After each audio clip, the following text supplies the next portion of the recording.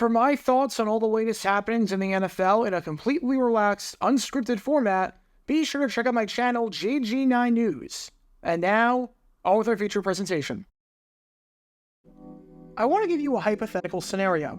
This man right here is Michigan wide receiver Roman Wilson. And based on everything that I've seen, he's going to go somewhere in the 3rd or the 4th round of the NFL draft. Of course, this isn't an exact science, and a lot can change. But he's likely going to hear his name called somewhere around that time. Now, I want you to imagine that the Cincinnati Bengals take the man, and in the press conference, head coach Zach Taylor says that when we looked at Roman Wilson, we looked at a player who was similar to Randy Moss, as in one of the greatest receivers of all time.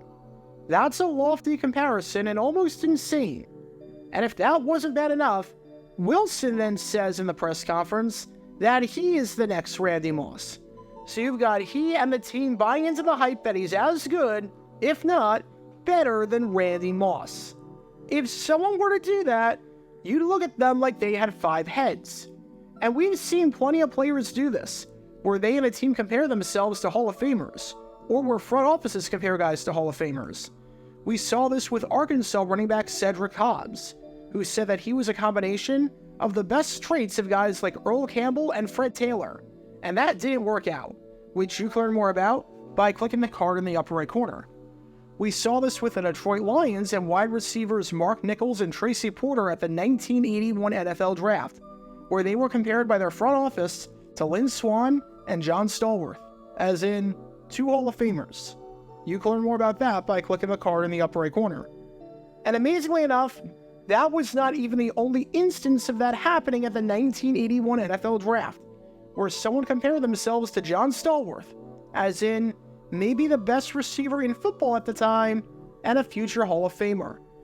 Because if I had a nickel for every time a player compared himself to John Stallworth at the 1981 NFL Draft and then flamed out, I'd have 2 nickels, which isn't a lot, but it's weird that it's happened twice.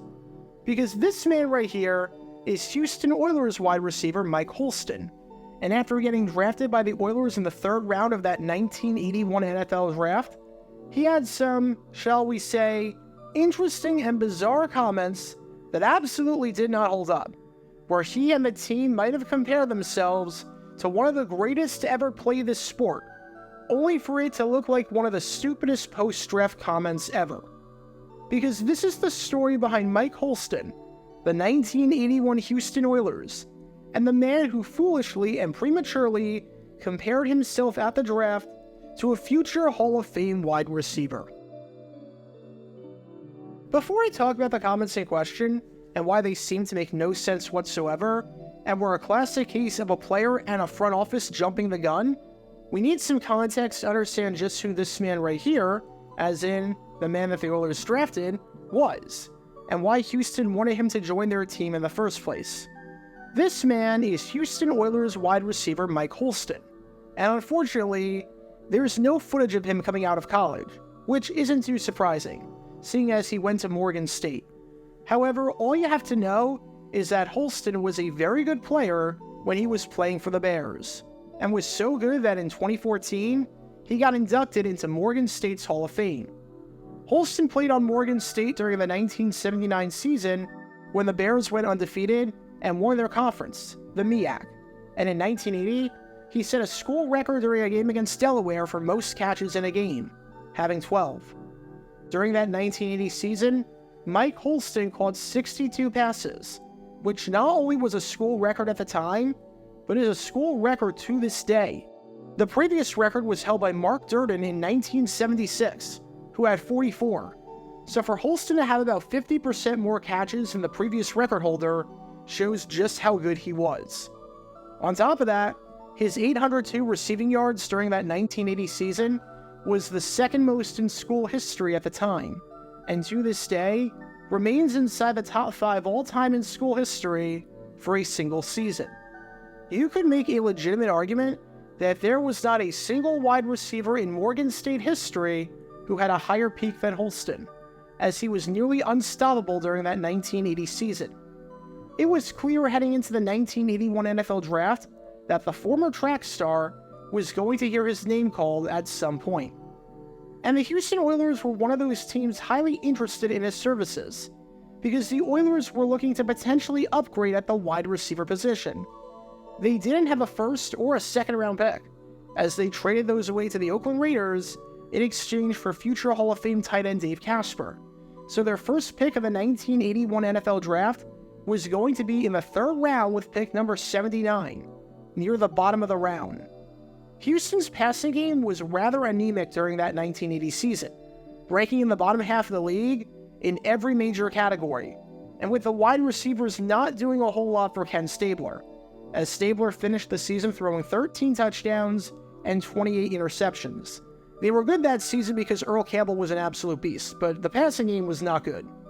In terms of the wide receivers, Mike Renfro was the top guy, and he had 459 yards and a touchdown. Ken Burrow wasn't getting any younger, as the two-time Pro Bowl receiver was nearing retirement and was going to be 33 years old. Their other top guy, Billy White Shoes Johnson, was now up north in Canada with the Montreal Alouettes in the Canadian Football League. So in terms of building blocks at wide receiver, you had Mike Renfro, and that was about it. Houston needed wide receiver help badly, because as new head coach Ed Biles said, eventually, we'll have to replace receivers like Ken Burrow.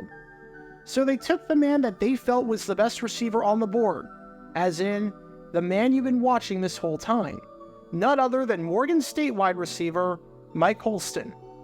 Even though the Oilers were inactive for most of the start of the draft and had a late start with their first pick all the way down at pick number 79, Houston felt really good about getting Holston, as they felt he could upgrade their receiving unit in a significant way, if not for 1981, then at least going forward in 1982 and beyond in a post-Ken Burrow world. But maybe they were a bit too excited and optimistic about how good Holston could be, and were a bit too eager about this draft pick. Because in describing how good Holston was, and how excited they were to get him, Oilers coach Ed Biles said, "We are very happy to get him in the third round. Mike Holston is very much like John Stallworth." That's right, Mike Holston is very much like John Stallworth. Now, for those who don't know who this man right here is, John Stallworth, allow me to explain just who the heck Ed Biles compared his recent third-round draft pick to. Long story short, John Stallworth is one of the greatest receivers in the long and storied history of the National Football League. He was hurt in 1980, but in 1979, Stallworth was just about considered by everyone to be the best receiver in football, as he was named an AP First-Team All-Pro and a Pro Bowler. The Pittsburgh Steelers had a dynasty throughout the 1970s, winning 4 Super Bowls, and Stallworth was a huge part in that, especially during the 1979 season, when they won Super Bowl 14 over the Los Angeles Rams in a game that you can learn more about by clicking the card in the upper right corner, where Stallworth's 73-yard touchdown on 3rd and long in the fourth quarter gave Pittsburgh the win in one of the most iconic plays in Super Bowl history. By the time Stallworth's long and storied NFL career was over, he had 537 receptions for 8,723 yards and 63 touchdowns, and he would get inducted into the Pro Football Hall of Fame, forever remembered as one of the greatest receivers and players in the history of this sport. Stallworth ended his career inside the top 15 all-time in receptions, inside the top 15 all-time in receiving yards, and inside the top 20 all-time in receiving touchdowns. When you talk about the greatest receivers of all time, and especially the greatest receivers of that era, and when you talk about the Steelers and their incredible dynasty in the 1970s, where they went from the laughingstock of the NFL to a perennial powerhouse, you cannot talk about it without talking about how great John Stallworth was. And this man right here, Mike freaking Holston, was being compared to him by the coaching staff and the front office before even playing a single snap. Holston had not even so much as stepped on a football field yet, and already Ed Biles was saying, "Yep, we got our John Stallworth. They're basically the same player," despite the fact that he obviously didn't need to say that at all, especially because it's not like Stallworth and Holston went to the same school or anything like that, and it's not because a reporter asked him about John Stallworth. Just moronic on so many levels. Okay, so obviously, the Oilers are high on the man, and might have jumped the gun a little bit by comparing the man to John Stallworth. But just because the front office said something stupid by prematurely comparing him to a future Hall of Famer, doesn't mean that the player has to be bound by this. Mike Holston can easily say something along the lines of, Stallworth's a heck of a player, and I've got a long way to go before even being in the same breath as him. Or something like, Stallworth is a guy that I look up to and try to model my game around. Or something like, it's an honor to be compared to him, but Stallworth's been doing this for a long time, and I'm trying to show that I belong in this league and get better one day at a time. In other words, there are ways to diffuse the situation and not put this giant target on your back that the team stupidly put on you by saying that you're the next John Stallworth. So what does Mike Holston decide to say? Not that. He says, John Stallworth is about my size, and as far as going after the ball, I feel I can jump with anybody. That's right, Holston did nothing to defuse the situation. The Oilers compared him to John Stallworth, and Holston said, yeah, that's about right. I can play like Stallworth, I can jump like Stallworth. That comparison seems about right. For all intents and purposes, Mike Holston was the next John Stallworth. For all intents and purposes, Mike Holston, this third-round pick out of Morgan State, was the next Hall of Fame receiver, and was not only not shying away from the comparisons, but was embracing it. Because of course he was. There's being optimistic and hopeful, there's buying into the hype, and then there's whatever the heck this is. I don't know. I think it's going to come as a shock to absolutely no one that, Mike Holston was not that good. For some perspective, the best season that John Stallworth had in his entire career was the 1984 season, where he made the Pro Bowl with 80 catches for 1,395 yards and 11 touchdowns. Mike Holston, he had fewer catches, yards, and touchdowns than that in his entire career, which is always a good sign of how this is going to go. Holston played 5 seasons with the Houston Oilers, posting 69 catches for 1,060 yards and 4 touchdowns. He was out of the NFL after splitting time in 1985 with the Oilers and the Kansas City Chiefs, doing nothing in Kansas City. And Holston ended his NFL career with 74 catches for 1,111 yards and 4 touchdowns. It's funny because those numbers are almost identical to the other guy in Detroit that was compared to John Stallworth, as Lions receiver Tracy Porter finished his career with 79 catches for 1,161 yards and 3 touchdowns. Maybe the Lions and Oilers were both onto something, but they just got the wrong player. Note to self, if you're going to compare a guy to John Stallworth, he's going to have about 70 catches and 1,100 yards in his career. Now, Holston did have his moments, and for a third-round pick, while you can obviously do a heck of a lot better, you can do a heck of a lot worse. He had 128 yards receiving during the 1981 season finale, oddly enough, against the Pittsburgh Steelers in their upset 21-20 win. He went off in the overtime period during a 1984 game against the Steelers, finishing with 7 catches for 61 yards in an overtime win, and he had over 100 yards receiving and a touchdown during his rookie year in a game against the Atlanta Falcons. And to be fair, the man's hands were pretty consistent, as he definitely knew how to catch the football, even if getting open was a struggle every now and then. But John Stallworth? A future Hall of Famer? He was not even in the same stratosphere. Not the worst third-round pick in the world, especially compared to some of the other guys chosen in round 3 that year, such as Buffalo Bills defensive tackle Robert Geathers out of South Carolina State, who never played a down in the NFL, Atlanta Falcons defensive back Scott Werner out of Georgia, who played 1 season in the NFL, not counting a strike game in 1987, and San Diego Chargers defensive back Irvin Phillips out of Arkansas Tech, who played 1 season with the Chargers and was out of the NFL by 1983. It was a C-level draft pick for a third-rounder. He was not anything notable or special, and he was definitely not John Stallworth, I can tell you that much.